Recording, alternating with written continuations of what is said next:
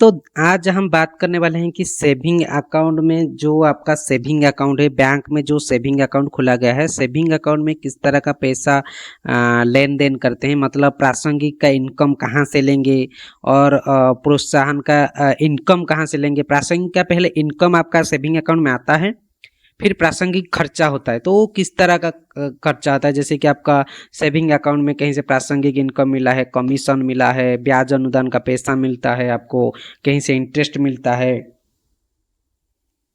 और आप उसी में आपका सेविंग अकाउंट से सैलरी, टेस्टनरी आइटम हो गया, ये सारे चीज़ को किस तरह का मैनेज करते हो और उसका एंट्री कैसे करना है, मैं आज पूरा डिटेल्स बताऊंगा। पूरा ध्यान से लास्ट तक देखिएगा वीडियो, नहीं तो आपको समझ में नहीं आएगा। तो इसमें अभी क्या है ना, ये मेरा पोर्टल है, मैं इसमें लॉगिन हो चुका हूं। तो अभी मैं कॉन्फ़िगरेशन में क्लिक करूंगा, एफएस में जाऊंगा और चार्ट ऑफ अकाउंट में जाऊंगा। तो आपको लगेगा कि मैं इसके बारे में, कॉन्फ़िगरेशन चार्ट ऑफ अकाउंट के बारे में क्यों बता रहा हूँ आपको फिर से, क्योंकि आप लोगों को तो पता हुआ है कि हाँ, हमको तो कॉन्फ़िगरेशन चार्ट ऑफ अकाउंट, इसमें अकाउंट खोलना पता है। मैं अभी वो नहीं बताने वाला हूँ। मैं जो भी चीज़ बता रहा हूँ आपको ध्यान से सुनना है। जो हमारा सेविंग अकाउंट है उसमें जो भी इनकम होता है हमारा, वो दो प्रकार का इनकम होता है। एक होता है ट्रेडिंग इनकम, एक होता है शुद्ध इनकम, मतलब डायरेक्ट इनकम होता है। तो अगर मैं यहाँ पे देखोगे चार ऑप्शन आपको दिख रहा है। एक है लायबिलिटीज, एसेट, इनकम, एक्सपेंडिचर। तो हमको लास्ट का जो इनकम और एक्सपेंडिचर, ये दोनों से मतलब है। तो मैं अभी के ना, ये साइड में देखो एक एरो मार्क है, तो इसके ऊपर मैं क्लिक करता हूँ। जैसे मैंने इनकम के ऊपर क्लिक किया तो मुझे इनकम के अंदर तीन ऑप्शन फिर से दिखा। क्या दिखा ना, इनकम दिख रहा है, ट्रेडिंग इनकम दिख रहा है, ठीक है। तो इसमें क्या है ना अभी आपको इनकम और ट्रेडिंग इनकम में समझना है कि इनकम क्या है। अगर मैं इनकम का, ये देखो साइड में एक एरो मार्क है, इसके ऊपर क्लिक करता हूँ तो इनकम के अंदर मुझे इंटरेस्ट रिसीवेबल और नॉन एडवांस, मतलब जो आपका ब्याज अनुदान से इंटरेस्ट मिलता है, लोन मिलता है, वो यहाँ से अकाउंट बनता है। या मैनुअली, अगर आपको मैनुअली एंट्री करना है तो आपको यहाँ पे अकाउंट बनाना पड़ेगा। इसके अंदर शायद अकाउंट बना होगा बहुत सारे। हाँ, यहाँ पे इंटरेस्ट रिसीवेबल करके बना हुआ है। आप चाहो तो इंटरेस्ट रिसीवेबल करके बना सकते हो, नहीं तो इसके ऊपर आप चाहो तो अकाउंट बना सकते हो। आपके हिसाब से आप चाहो तो अकाउंट यहाँ पे बना सकते हो। जैसे कि मैं यहाँ पे ऐसे बना देता हूँ कि ऋण और अग्रिम पर ब्याज, ठीक है। ऐसा हो सकता है कि ये अभी छत्तीसगढ़ स्टेट के लिए बता रहा हूँ, और दूसरे स्टेट में ऐसा हो सकता है कि और कुछ भी हो, ठीक है। अभी ये गया मेरा इनकम का, जो ब्याज अनुदान का इनकम है उसका। और उसके बाद मैं अभी आपको दूसरा बताता हूँ, ये है इंटरेस्ट। आपका बैंक में जो भी डिपॉजिट है उस पर जो भी इंटरेस्ट मिलता है, ये आपको इंटरेस्ट आपको इस वाला अकाउंट में, यहाँ पे आपका अकाउंट बनाना है। उसके बाद है डिविडेंड। यहीं पे देखो डिविडेंड, डिविडेंड का मतलब है लाभांश। आपका इफको लाभांश, और जब बहुत सारे जगह पे आपने शेयर परचेस कर रखे हो तो वहाँ से आपको लाभांश मिलता है, मतलब डिविडेंड मिलता है। तो आपको यहाँ से अकाउंट बना के उसमें से आपको पैसा रिसीव करना है। और यहाँ पे एडमिशन फीस, ये हो गया आपका इनकम में आता है। रेंट इनकम, ये आपका इनकम में आता है, डायरेक्ट शुद्ध इनकम में आता है। ये अदर मिसलेशन इनकम में क्या क्या आता है ना, ऑपरेटर का सैलरी वगैरह जो मिलता है, आपका डीएमओ से ऑपरेटर सैलरी मिलता है, और बाकी जो अदर इनकम हुआ वो सारे यहाँ पे आएगा। और इंटरेस्ट में जो भी आपका इन्वेस्टमेंट होता है, उस इन्वेस्टमेंट में अगर कोई किसी प्रकार का इंटरेस्ट मिला है तो आपको यहाँ पे सारा ऑप्शन आपको मिल जाएगा, ठीक है। और ये रहा आपका क्या है ना, ये अभी आपका इनकम का ऑप्शन था। ये इनकम, शुद्ध इनकम, ये देखो इसमें सिर्फ इनकम लिखा हुआ है। अगर मैं ट्रेड इनकम के बारे में बताऊंगा, ये है ट्रेड इनकम। ट्रेड इनकम के मतलब क्या होता है? ट्रेड इनकम का मतलब होता है आपका जो ट्रेडिंग में, मतलब जो व्यापार करते हो उसमें से जो भी इनकम होता है उसको हम ट्रेड इनकम बोलते हैं। तो देखो सबसे पहले यहाँ पे sale food against community of the government procurement scheme लिखा हुआ है। इसका साइट में अगर मैं क्लिक करता हूँ तो यहाँ पे इंसेंटिव अमाउंट लिखा हुआ है। और नीचे आता हूँ और इसमें मैं कमीशन के अंदर अगर सिलेक्ट करता हूँ, यहाँ पे पीडीएस कमीशन, बट यहाँ पे आपको धान का कमीशन मिलता है, पीडीएस का कोई कमीशन आपका नहीं मिलता है। आपको इसमें जो आपका खाद हुआ या बीज हुआ या पीडीएस बेचते हो उसका जो कमीशन आता है, उस कमीशन को आपको एंट्री नहीं करना है, क्योंकि वो आपको मिल ही जाता है डायरेक्टली, वो ऑटोमेटिक मिल जाता है। उसके लिए हमको एंट्री नहीं करना है। हमको ये वाला कमीशन, कौन सा वाला कमीशन के लिए एंट्री करना है? जो धान का कमीशन मिलता है, जो पेड़ी का कमीशन मिलता है, जो आपको धान परचेस करते हो उसका कमीशन मिलता है। तो उसके लिए हमको धान कमीशन करके मैं एक अकाउंट यहाँ पे बना दिया हूँ। ये है ना, क्या है ना, धान कमीशन का अकाउंट है ये।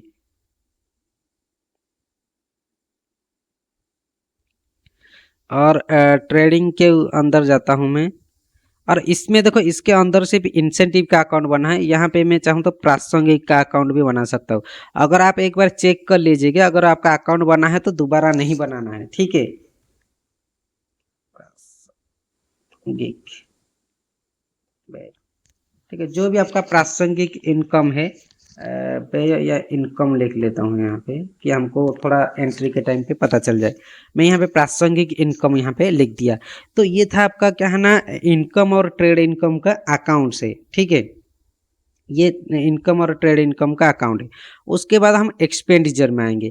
एक्सपेंडिचर भी दो प्रकार का खर्चा आता है, एक ट्रेड एक्सपेंडिचर होता है, एक शुद्ध एक्सपेंडिचर होता है। ये जो एक्सपेंडिचर है, एस्टेब्लिशमेंट एंड अदर एक्सपेंस, इसके अंदर क्या क्या है ना, इसके अंदर आपका सारे जो शुद्ध खर्चा होता है, मतलब जैसे कि आप सैलरी लेते हो, और मैनेजमेंट एक्सपेंस मतलब जो बोर्ड मीटिंग वगैरह होता है, या अभी अगस्त 15 अगस्त गया तो उसमें कुछ खर्चा किए होंगे, वो सारे मैनेजमेंट एक्सपेंस में आता है। Rent and tax, electricity bill हो गया, रेंट हो गया, या कोई टैक्सेस हो गया, वो सारे इसमें आता है।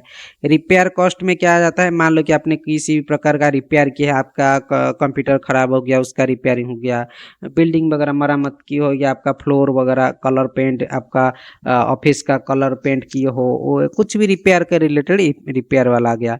ये इंश्योरेंस आ गया, लॉ चार्जेस आ गया।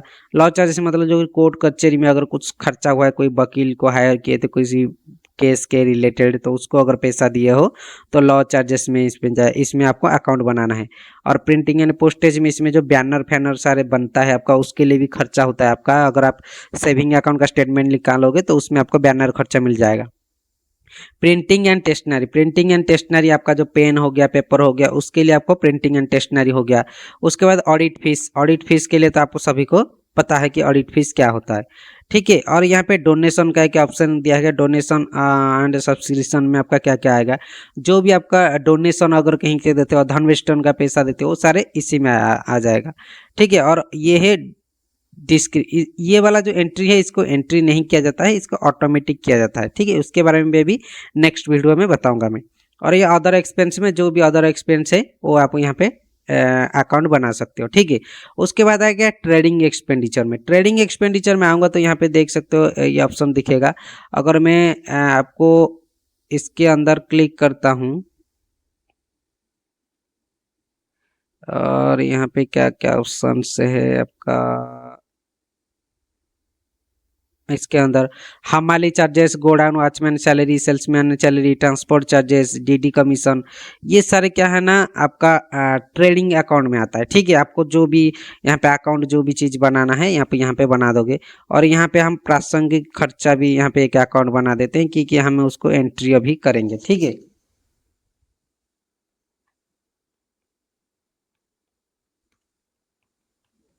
ठीक है, ये हो गया आपका प्रासंगिक खर्चा करके मैंने एक अकाउंट बना दिया हूँ। और यहाँ पे आप जो भी चाहो, जो भी अकाउंट है आप, और कोई अकाउंट अगर रिलेटेड, ट्रेडिंग रिलेटेड आपका खर्चा होता है, तो आपको भी इसमें आपको क्या करना है ना, उसका अकाउंट आपको बना देना है। इसमें जो भी चीज़ चाहिए आपको, वो अकाउंट भी आपको बना देना है। तो ये था अकाउंट का, ये था इनकम और एक्सपेंडिचर का, मैं अकाउंट ऑलरेडी आपको बता चुका हूँ, ठीक है। अब चलते हैं हमको खर्चा किस तरह का एंट्री करते हैं। पहले हम इनकम बताते हैं कि इनकम कैसे हम लेते हैं सेविंग अकाउंट में, ठीक है। अब हम क्या करते हैं ना, यहाँ पे एफएस में जाते हैं, एफएस में क्लिक करेंगे। एफएस में क्लिक करने के बाद प्रिपेयर वाउचर में जाऊंगा, और ट्रांसफर में जाऊंगा, अदर ट्रांसफर में, ठीक है। अदर ट्रांसफर, इसमें मैं और एक चीज़ बता देता हूँ आपको, अच्छे से ध्यान से सुनिएगा। ये जो प्रिपेयर वाउचर है, इसके ऊपर अगर मैं क्लिक करता हूँ तो मैं जो नीचे के 3 ऑप्शन है, ये बहुत ज़्यादा यूज होता है, ठीक है। कैश रिसीव का मतलब पहले समझ, बस मतलब समझ लोगे तो आपको सारा एंट्री इजीली हो जाएगा। कैश रिसीव का मतलब होता है, मैं कैश रिसीव में अगर क्लिक करूंगा और यहाँ पे कोई भी अकाउंट को सिलेक्ट करूंगा, यहाँ पे अगर मैं सेविंग अकाउंट सिलेक्ट करूंगा, इसका मतलब होगा सेविंग अकाउंट से पैसा निकलेगा, और मेरा जो कैश ऑन हैंड है उसमें पैसा आ जाएगा, ठीक है। ये होता है इसका कैश रिसीव का मतलब, ये होता है। अब अगर मैं इसको सेव करूंगा इसी के डेट में, अभी अभी इसमें क्या है ना, कोई पैसा है ही नहीं, इसीलिए वो जनरेट नहीं हो पा रहा है। ठीक है, ये हुआ। अगर मैं कोई लाइबिलिटी साइड से कोई भी अकाउंट से पैसा रिसीव कर लेता हूँ, अभी देखते हैं कोई भी अकाउंट में पैसा निकलता है कि नहीं।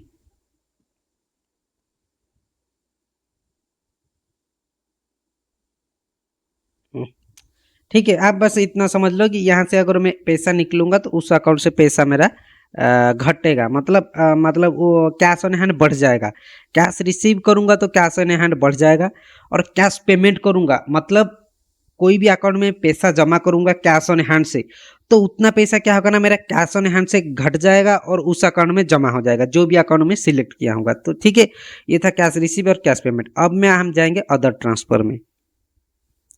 अदर ट्रांसफर में क्या है ना, अभी हम इसको generate a new batch ID करेंगे। यहाँ पे generate a new batch ID. अब यहाँ पे देखिए, यहाँ पे रिसीव साइड और पेमेंट साइड दो ऑप्शन है। जब मैं कोई इनकम वाला एंट्री करूंगा तो इनकम का जो भी हेड होगा वो हमेशा ऊपर साइड में रहेगा, मतलब रिसीव साइड में रहेगा, क्रेडिट साइड में। मतलब उस अकाउंट से पैसा क्रेडिट होगा और जिस अकाउंट में जमा करना चाहता हूँ नीचे रहेगा, उस अकाउंट में पैसा डेबिट होगा, मतलब जमा होगा।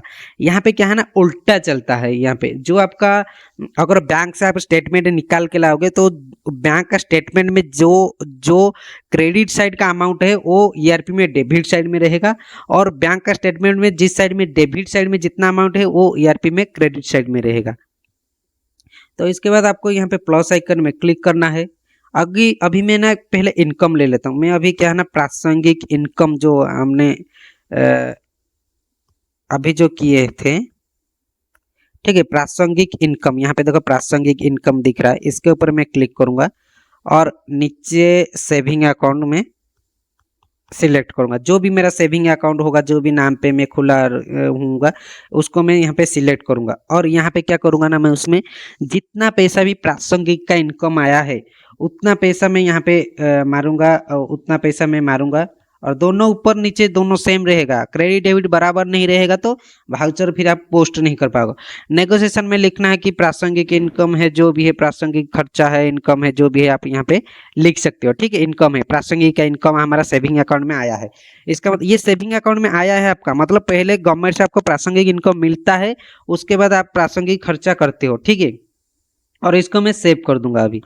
अभी ये क्या है ना, मेरा प्रासंगिक इनकम था। ठीक है, अभी ये वाउचर ये नहीं हो रहा है, मतलब पास नहीं हो रहा है, मतलब नहीं बन पा रहा है ये, क्योंकि ये डेमो आईडी है, ये ओरिजिनल आईडी नहीं है।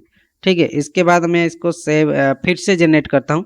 अभी था ना कि ना ये इनकम है, प्रासंगिक इनकम है। अगर मैं इनकम यहाँ पे और कोई मान लो कि डिविडेंड देखता हूँ, अकाउंट बना, हाँ डिविडेंड नहीं मिला है। अगर मैं ब्याज अनुदान रिसीव करूंगा आपका, तो ऋण और अग्रिम यहाँ पे रहेगा। अगर मैं यहाँ पे आपका कमीशन रिसीव करना चाहता हूँ कि धान कमीशन, यहाँ पे मैं धान कमीशन को ऊपर सिलेक्ट करूंगा और नीचे में सेविंग अकाउंट को सिलेक्ट करूंगा। ठीक है, यहाँ पे जो भी सेविंग अकाउंट होगा उसको सिलेक्ट करूंगा और जितना अमाउंट मारना है उतना अमाउंट मैं मार दूंगा। ठीक है, ये था हमें कमीशन वाला। कमीशन ये था आपका इनकम वाला। इनकम वाला मेरे हिसाब से आपको समझ में आ जाएगा कि इनकम किस तरह का एंट्री होता है। अब खर्चा वाला, जब हम खर्चा करेंगे तो इसको उल्टा कर लेंगे। उल्टा मतलब ऊपर हमेशा सेविंग अकाउंट रहेगा और नीचे जो भी हमारा जिसमें हम करते हैं। मान लो कि मैं अभी सेविंग अकाउंट से पैसा हमने सैलरी लिया है, तो सैलरी लिया है तो ऊपर हम सेविंग करेंगे और नीचे हम क्या कर देंगे ना, सैलरी वाला अकाउंट जो भी होगा हमारा सैलरी वाला अकाउंट, इसमें से वो वाला अकाउंट को सिलेक्ट कर लेंगे और जितना सैलरी लेना है 1 लाख 2 लाख 10 लाख जितना लेना है उतना अमाउंट हम क्या करेंगे ना, इधर मार देंगे, मार के इसको सेव कर देंगे। फिर क्या होगा ना, दोनों बराबर हो जाएगा, मतलब सैलरी जो है आपका यहाँ पे मिल जाएगा। मतलब इसमें क्या होगा ना, जब इस तरह करोगे, जब सेविंग अकाउंट नीचे रहता है और ऊपर में इनकम वाला हेड रहता है तो सेविंग अकाउंट में पैसा बढ़ जाएगा। जब सेविंग अकाउंट ऊपर रहता है और नीचे सैलरी वाला अकाउंट रहता है तो सेविंग अकाउंट से पैसा निकल कर आपका सैलरी वाला अकाउंट में चला जाएगा। तो इस तरह का आप जो है खर्चा को एंट्री कर सकते हो। अगर आपका इसमें कोई भी डाउट है मुझे कमेंट करके बता सकते हो, मैं स्पेशली उनको प्रॉपर वीडियो बना के और पर्सनली भी शेयर कर दूंगा, और चाहो तो आप मुझे सोशल मीडिया में भी फॉलो कर सकते हो। मेरा जो इंस्टाग्राम हुआ, फेसबुक हुआ, व्हाट्सअप हुआ, सारे इसमें प्रोवाइड किया गया है। तो अगर वीडियो आपको अच्छा लगा होगा तो लाइक शेयर सब्सक्राइब करिए। Thank you.